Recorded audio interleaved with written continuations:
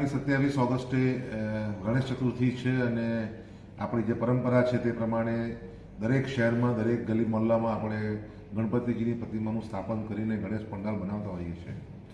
સરકાર દ્વારા આ પ્રવૃત્તિને પ્રોત્સાહિત કરવા માટે ચાલુ વર્ષે શ્રેષ્ઠ ગણેશ પંડાલ માટે એક સ્પર્ધા જેવું સરકારશ્રીએ આયોજન કર્યું છે, જેમાં 4 મહાનગરો અને બાકીના 29 જિલ્લાઓ આમાં જે શ્રેષ્ઠ ગણેશ પંડાલ હશે 4 મહાનગરોમાં અને 29 જિલ્લાઓ થઈને જે શ્રેષ્ઠ હશે તે પ્રથમને 5 લાખ રૂપિયાનું ઇનામ, દ્વિતીયને 3 લાખનું અને તૃતીય હશે એને 1.5 લાખનું ઇનામ આપવામાં આવશે.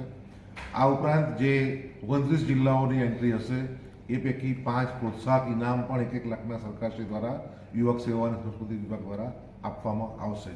આથી મારી વેરાવળ ગીર સોમનાથના જિલ્લાના તમામ નાગરિકોને અપીલ છે કે આપના પંડાલ જે છે તે આ સ્પર્ધામાં ભાગ લઈ શકે તેવા બનાવવા. વિશેષ આમાં અપેક્ષા એવી છે કે આપણા સૈન્યએ ઓપરેશન સિંદૂર મારફત દુશ્મન દેશોના દાંત ખાટા જ્યારે કર્યા છે તો આપણા જવાનોની શૌર્યગાથા આમ જનતા સુધી પહોંચે પંડાલોના માધ્યમથી. એટલા માટે ઓપરેશન સિંદૂરની થીમ પર પંડાલ બનાવવામાં આવે મહત્તમ તેવી એક અપીલ કરવામાં આવે છે.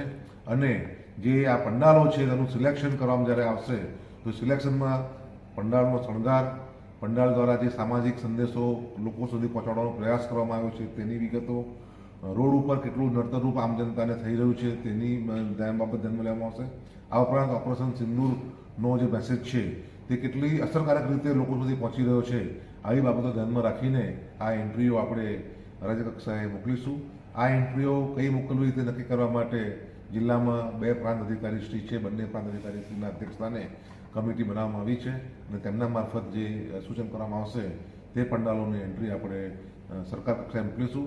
આમ સરકાર આ તમામ આપણે ગણતરીમાં લઈએ તો કુલ 20 ઇનામ, 4 મહાનગરપાલિકાના 12 અને બાકી આપણા 3 ને બીજા 5 એટલે કુલ 20 ઇનામો થકી રૂપિયા 52 લાખ અને 50,000 જેવી રકમ, માતબર રકમ આ ગણેશ પંડાલોને એમના શ્રેષ્ઠ પ્રદર્શન માટે આપવામાં આવશે.